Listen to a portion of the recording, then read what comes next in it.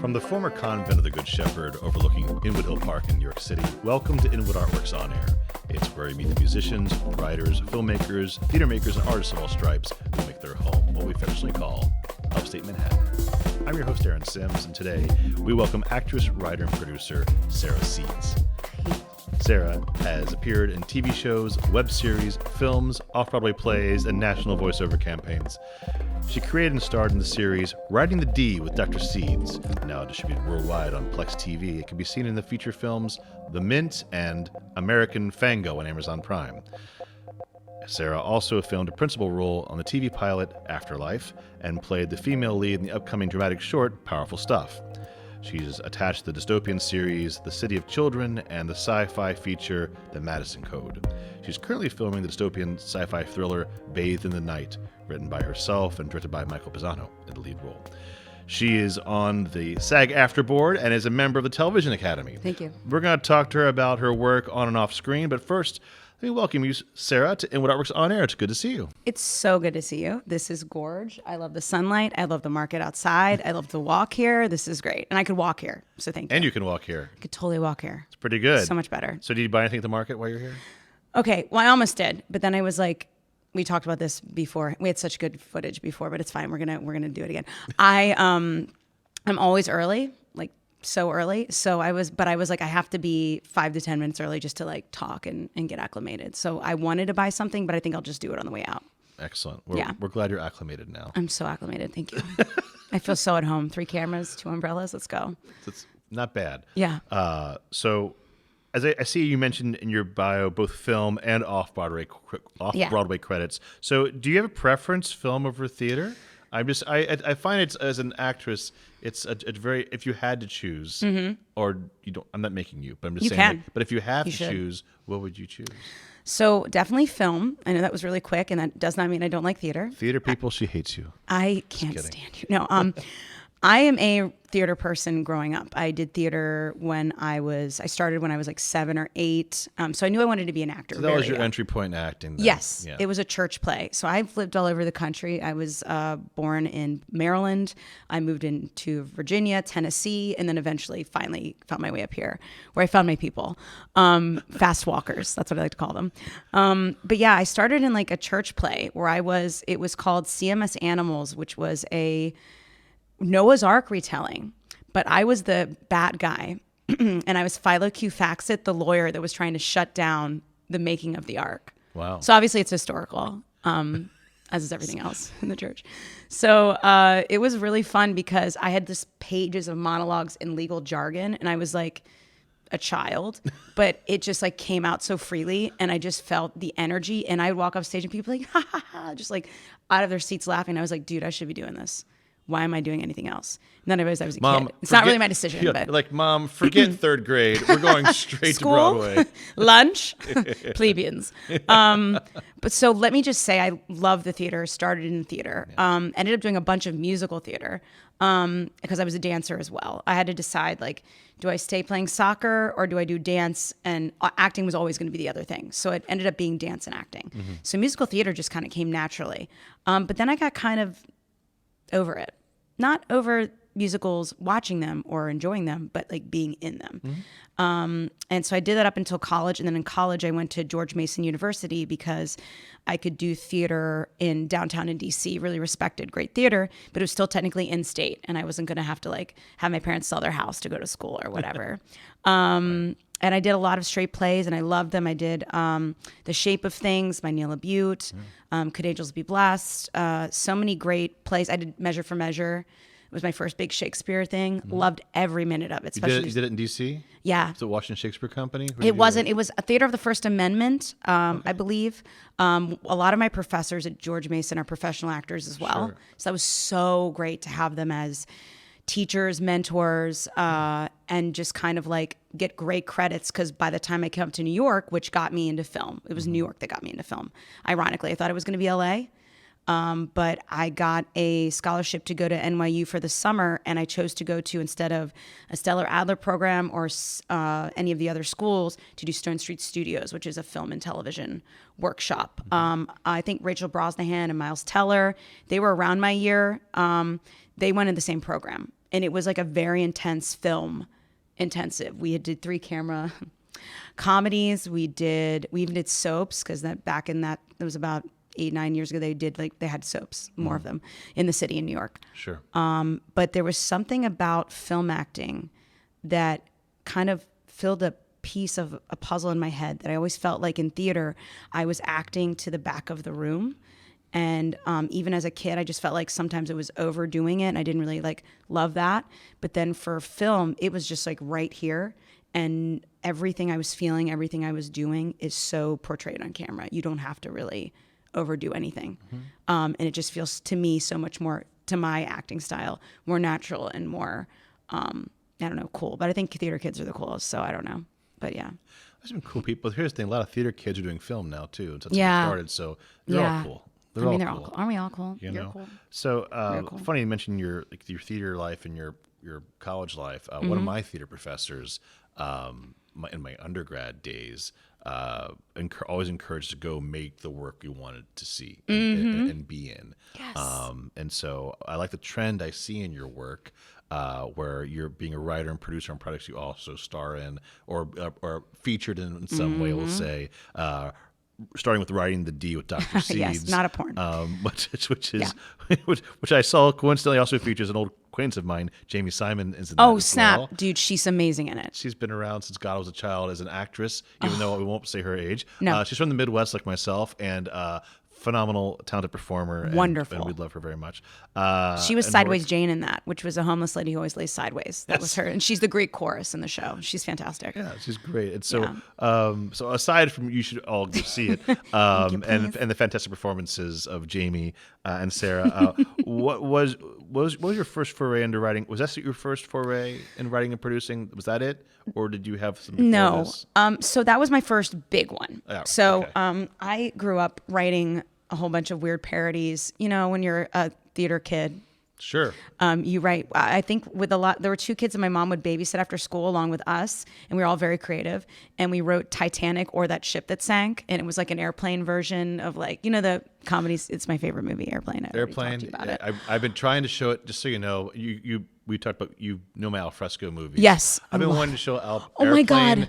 forever outside, and Please I think do. I would get so much hate mail now because the world has changed so much. No, you wouldn't. Please do it. Just because of like the whole jive section there with Oh, Mrs. come Cleaver and on, all that. man. And there's so many like It's June Cleaver speaking jive. That I is know. so But iconic. but that's just one example. Cut me some slack, of many Jack. things. Yeah. Well, I know. Well, we could quit the whole I know, movie stop. probably, We could so just- we copyright, Probably, sorry. probably did digress too Yeah. far. But so I was, first off, love the Airplane, and so you're a lover of comedy writing. Then. Oh my gosh, it's my favorite. Like, I've always had like an affinity for comedy, because I feel like I love drama. Because I think if you can do comedy, and people say this a lot, if you can do comedy, you can do drama. Because if you're able to know where to hit things, what's funny, what's not, comedy is always based in truth and reality, which then translates well to any other form of a style of acting. So drama is great too, but I just love comedy. And I feel like I write comedy, not lately, I've been writing a lot of serious, kind of depressing things that are, but it's not because I feel that way. It's because sci-fi and thriller sci-fi, stuff. thriller realness. But yes, I think you brought up that I was writing things that I felt like there was a void, especially with Dr. Seeds. When I first wrote it, it was way back. It was a different version of it in 2015. You can still, I think, see it on YouTube. Where there were short vignettes of a woman being just bonkers and kind of more of an antagonist than she becomes in the actual show that we created, where she just kind of assaults people on the train. Not really, but verbally. Like, I can see your da-da-da, I'm going to diagnose you. And they're like, please leave me alone. And I just felt like there was a need of something that takes place on the MTA. It's bonkers. It's absolutely insane. Everyone's play going on in every car. Yes, it is. And like, there was nothing ever, in my recollection, there was nothing ever that was like about the New York City subway taking place only on the subway. So I created this character who like who's like a non-licensed psychiatrist who rides the D train in New York City and tries to fix people. And, you know, super normal concept, super casual. And we made this short one. And I've always been involved in sag-aftra. I've been in sag-aftra as an actor since like 2012. So I made sure that these shorts, these little things were sag-aftra. And we shot it guerrilla style with permits. on the D train, and it kind of went viral. We had like 75,000 views, and like people really started to pay attention, and that led me to the form that you saw, or people can watch now, where I got a lot more funding to create a more narrative storyline for Dr. Seeds. But I credit my producing partner, Lindsay Elizabeth Hand, for pushing me into creating a more narrative version of that, not just stream of consciousness and crazy stuff. To continue the theme, I mean, it's fantastic. And I say, like, so self-generated work is where I'm coming from here, is that if you're waiting for someone else to do it, you're going to be waiting forever. So kudos to you, and my hat off to you if I had one. I'll take mine off. Use yours, please. Thank you so much. Thank you, Seth. Thank you. You know, it's continue the theme, so to speak. Tell us about the dystopian sci-fi thriller Bathed in the Night. Where did that idea come from? That's another one that just kind of happened. I feel like it seems like my projects that, like, thank you, Horn. I love New York. Welcome to New York, folks. Welcome to New York, everybody. I feel like any project that I make that actually gets lots of funding and I'm actually able to like really create it and flesh it out, it typically is something that I wrote very quickly and just came from a very genuine place. It's very interesting. It feels like Bathed in the Night was written from an exercise from my Zoom writers group. I have a Zoom writers accountability room. I've been in a writers room for other pilots, just about a television pilot or whatever, but this was like an accountability one. It's actually where I met Michael, and it's actually where I met a lot more people that love to write. And one of our assignments was, in the vein of Dan Harmon, he says that a full character arc happens in the following. There's someone who wants something. They go for that something. They get it, but there's like a cost, and they're changed. And that's like a full character arc. So my exercise was, can I write something as short as possible? Because I'm not used to writing just short form. I'm used to writing like long form pilots, full series, or I also make pitch decks as a side business because I pitch a lot of shows when I go to LA and stuff like that to really flush it out. But this was like an idea for me to just see how short can I make this and can I get there and back. And I did it in around 8 pages. And the story is about a girl kind of waiting out the apocalypse in a penthouse she's squatting in with a cat. And it's called Bathed in the Night because the first shot is her trying to kind of regain a sense of normalcy by sitting in like a bathtub that's barely filled with water because there's no real plumbing anymore. She's brought the buckets up and she's just staring in candlelight in a bathtub trying to kind of regain that normalcy. And everything is so dark because she's blacked out on the windows. And you get more information as the movie goes on to why she's acting the way she is or why she's been that way. But to not give anything away, basically the catalyst is only that she's in this space, and then one night on the roof, she sees a light in the distance. It's the first time she's seen another light, another candle in the night in over 200, 300 days. So she goes searching for what that is, and then things get crazy. Sorry, I almost swore because I'm a pirate. Things went crazy. Well, where are you on the production schedule for this right now? We've already shot about 80%. We only have one more day left, honestly. And when is that happening? That's happening right in the beginning of October. Awesome. So we're almost done, and then we'll enter true post-production. Very cool. Yeah. How exciting. It's pretty cool. How many locations are you using? So I tried to write it again too. So once 8 pages, you're like, please, Lord, please God just help one, me. And one or I'm two. the one who wrote it, so I did this to me. Like I was like, why did I? Like you can already see some screenshots. It's on IMDb we already. had to get the zoo. Yeah. What is wrong with me? Why did I write a script where my co-star is an animal? Like, come on, girl. Yeah. That was on me. But I basically wrote it so it could be shot pretty easily with 2 locations that are interiors and then exteriors of her journey from the first place to the second. And the world building really happens during the journey because you can see the world and what it's turned into, and there's different posters that allude to things happening. Being someone who runs a film festival and has seen props to you on that. Yeah. Thank you. A bajillion short films. Do you feel, I'm curious, I'm actually asking, is like, do you feel as a producer and writer that because of the pandemic, you have been forced in the past 2 years, and now that things are opening up, you still find yourself writing in a kind of utilitarian way? Because I find a lot of shorts that I've seen, not so much features, but features to an extent, smaller cast, we'll say in general. But because it's cheaper, we know, and films cost $3 million to You're right about that, Jack. Yeah. But do you find yourself writing for smaller, exteriors and interiors and people, and trying to get your in the exercise world, in your writers' rooms, do you notice that happening more? I'm just curious because I'm seeing a lot of films that are like me, myself, and a mirror in my bathroom. You're like, it's literally your audition space. You're like, it's me. Kind of is. Everyone's like, I'm used to self-taping. It's a movie. Let's put it up. It's a self-tape where she has a mental breakdown. I was like, just choose my B-roll from all my auditions. Exactly. No, you know what? Okay, there's a mix of that. I'm also like a type A huge dreamer that's like super, like I wrote something else too that's like a trippy sci-fi Harry Potter, but all women and kung fu. That's going to be like $2 million an episode. Sure. So I also did flesh that out more while making things like you're saying. So I think there was a conscious respect for that.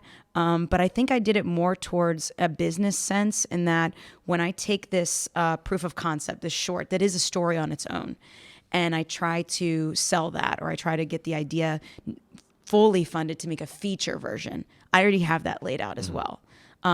So to be honest, like, yes, I think a lot of people are doing it. And I think, yes, I think it's smart to do that. And I think I have done that in some of my projects, but I also want to always think that, like, yes, I made this smaller piece, but how much more could I make with this world that I've created? Yeah. How much more could I do with that? And I think that's still very possible. It's just, I think it's good to have like a proof of concept or something that's smaller to be shot so you can, but I do think that, like, because of today's infectious diseases world, everything else that, and everything costs money. I think it is a good practice to maybe make it smaller, but not at the cost of the narrative, which is why this is more of a slice of life of a larger picture than it is a full story. Yeah, that's really good. Thank you for your honest answer. And I also find people too, it's like getting the work out there so you can, sometimes people work backwards. Like they have your $3 million Kung Fu film, Harry Potter women perspective film.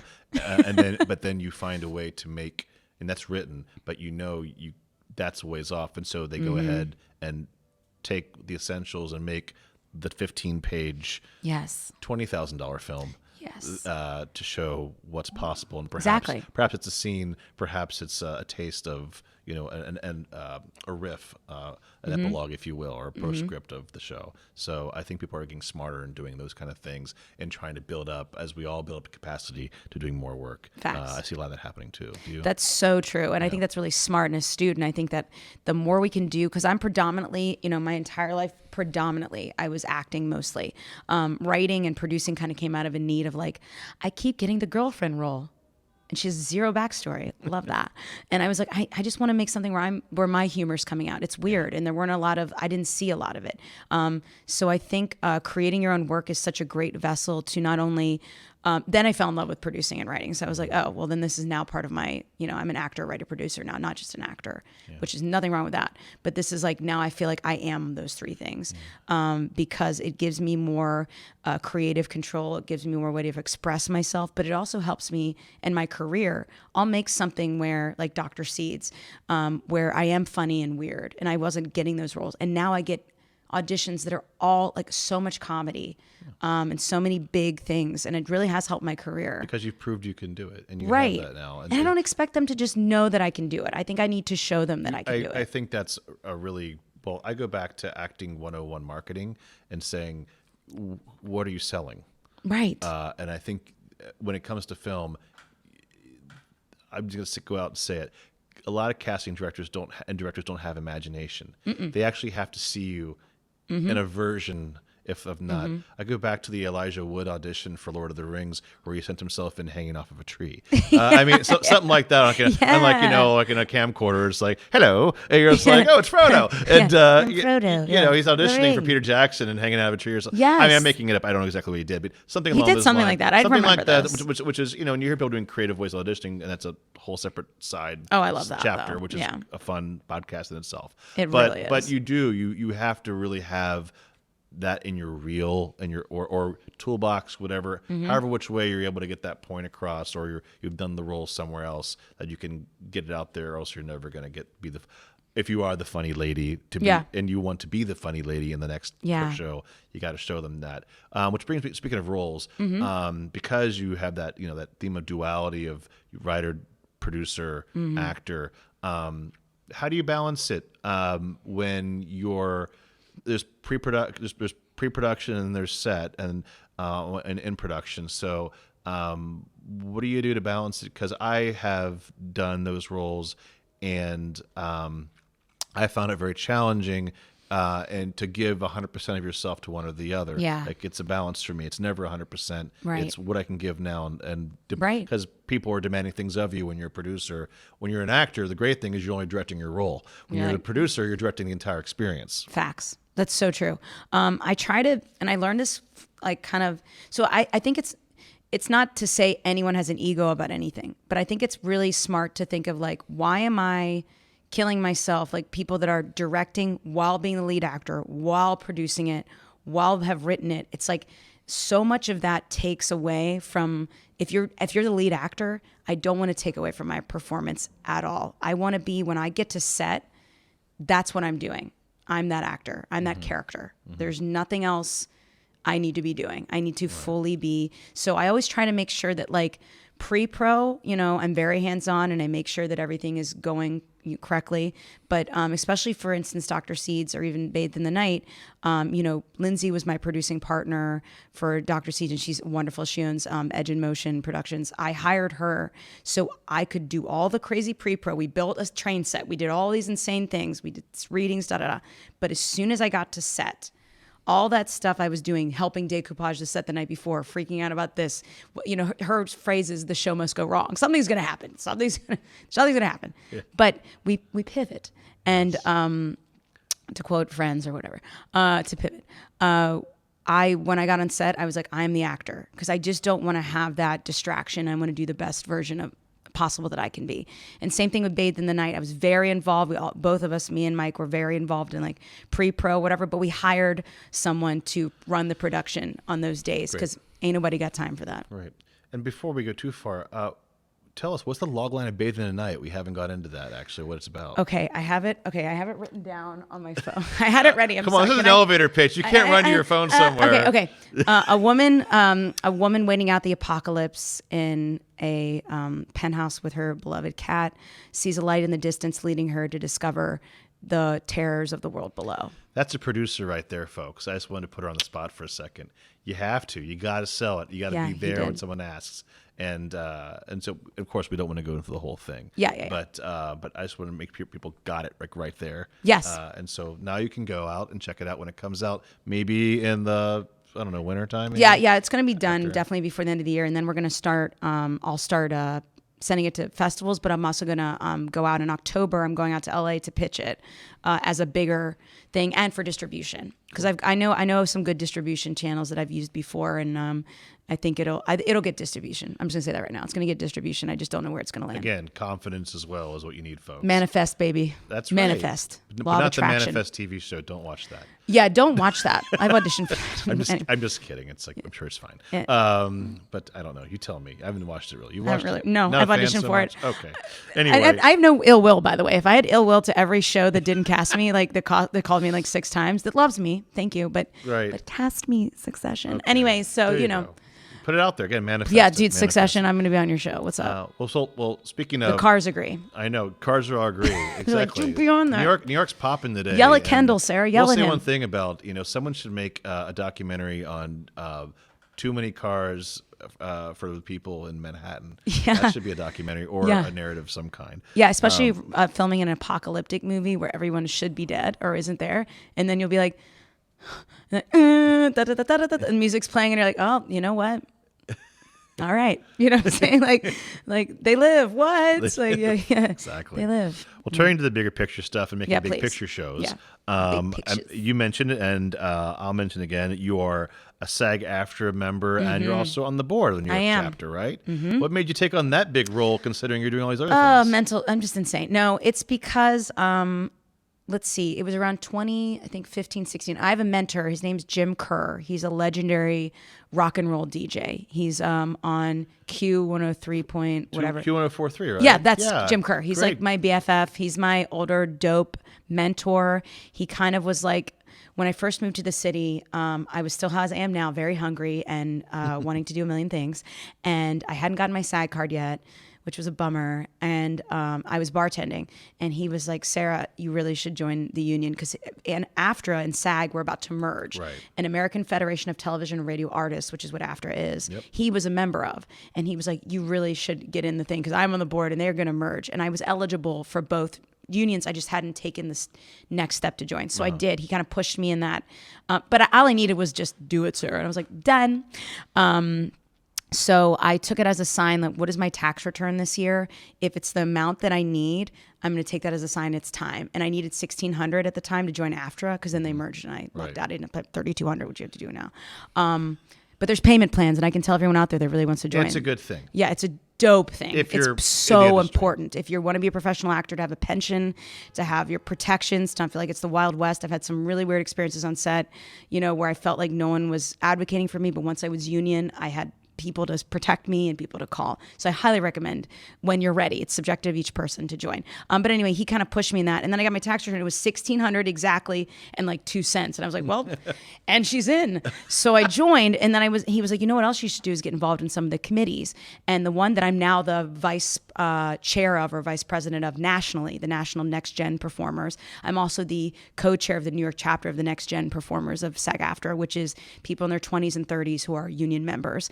And before COVIDity came along, that old chestnut, we had a lot of fun mixers and in-person things and collaborative sessions, whatever. So now we're doing a lot of like online PTEOE, which is the President's Task Force of Education and Outreach and Education. I think that's what it is.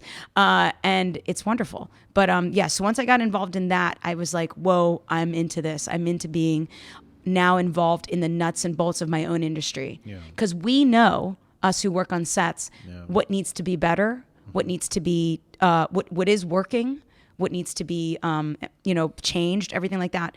And I had those feelings, and I was like, I think I'd be squandering my ability, because I was lucky enough to get some great bookings and be on set a lot, to say, some of this I don't like, and what can I do to change it? So that's when I ran. So I ran for the New York board. I ran as a delegate first to go to the convention, which I won. I've won now, I think, 4 or 5 sessions of it. But I've been elected on the New York board, I think, 3 times in a row. And I was on the national board also last year. Congratulations. It was so incredible. It is so incredible to sit in the room where it happens and be like, I don't, especially for a side thing, let's talk about hair and makeup. People of color will come to set, and there's a makeup artist or hair person that does not know how to do their hair or makeup. And that's insane, because that's your job, and everyone needs to have their hair and makeup done properly. So we passed a thing, we really pushed it in the boardroom. So our sets, there's always someone on set that is educated in that realm, protecting women, protecting anything Me Too, or passing the influencer agreement. So if I do an ad on YouTube, it actually is covered by the union, things like that. Providing equitable wages for equitable work done. Yes, it's very important. And working conditions. Yes. As not to go into the whole why to join a union kind of thing, what unions do, but if you want more information, we'll put the SAG-AFTRA website up there on our description of this episode so people can learn more. But I wanted to just touch on that with your career, because I think it's great, you also being a young person, even though you do have birthdays, and as we all do. Hopefully, keep going. Yeah. And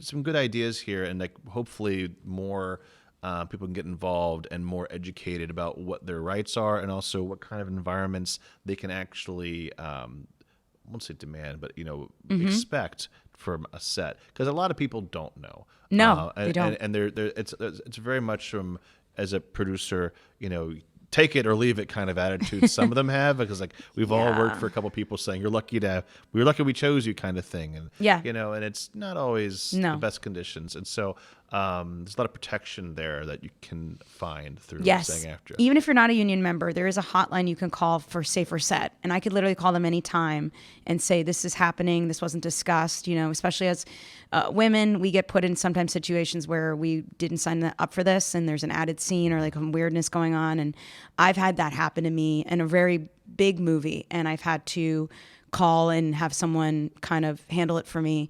And I'm so glad I had an advocate, and I'm so glad I advocated, because I felt empowered. If I didn't feel empowered, I wouldn't have felt like I had the upper hand or anyway. And I want to tell every actor that's listening, or anyone on set, crew, otherwise, who's not at the, maybe not the top producer or whatever, that feels like something is wrong. You do have outlets to talk to and people to talk to. Yeah. You know? And it starts with a contract, actually. It does. So I just want to touch on that very, very briefly, Sure. because I know you're not on the contract or agreements I'm not. committee, but this happened right before COVID, and there was always the SAG, micro budget agreement, whatever. Yeah. Sorry, there wasn't one, and now there is one. Yes. That just came out.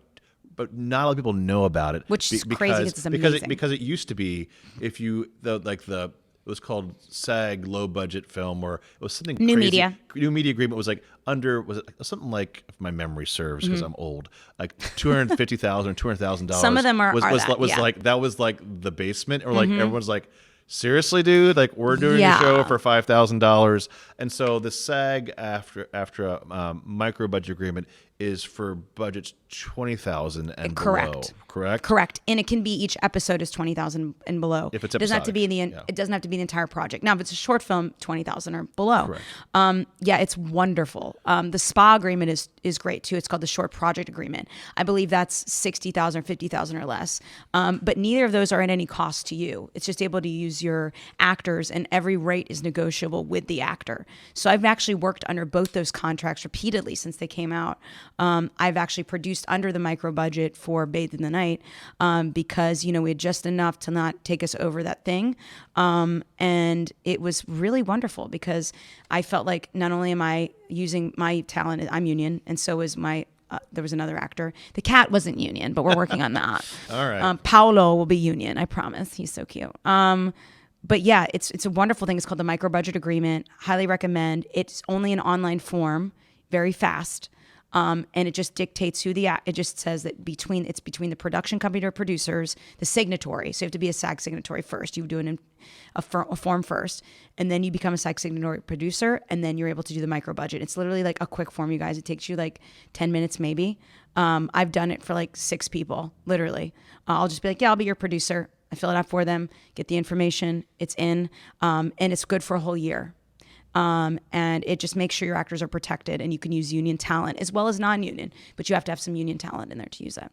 Yeah. Thank you for touching on that. Yeah. Hopefully that wasn't too intense. No, it's not. It's just perfectly amount of time and effort putting into and outlining what it is, because you hit all the greatest hits on that. It's like, it's not like you're stuck in paperwork. You're just like, never. Because let's just face it, some creatives aren't the greatest at organizational paperwork. I was one of them many moons ago, and I've shaped up since then. Good for you. Well, it's about time. So thank you for touching on that. And again, because we're in such a wonderful uptown filmmaking community up here that has, literally over 150 filmmakers live up here, because why? We've done the festival, and that's how many films we've had in the festival. Heck yeah. So over the features, shorts, documentaries, student films, you name it. So these are tools that hopefully people can use and put in their toolbox, and they want to have a little more guidance, and it made me think of it too. Is like, perhaps next film festival we could do a seminar on like the SAGs, I would like to. say like 20s and 30s mixer kind of stuff, and learn and make them learn a little something without them knowing it. A little spoonful of sugar without them knowing. Helps the medicine go down. Exactly. Yeah. Saying, oh, this is really nice, and I'm learning something. No, oh gosh, not at all. I would never. Exactly. No, I also want to say too is there's like this big fear that there's also like, I always say to lead with love and not fear. Also, no question is stupid. I was recently on the official sag-aftra podcast, and they did a lot of clips of it's on my Instagram.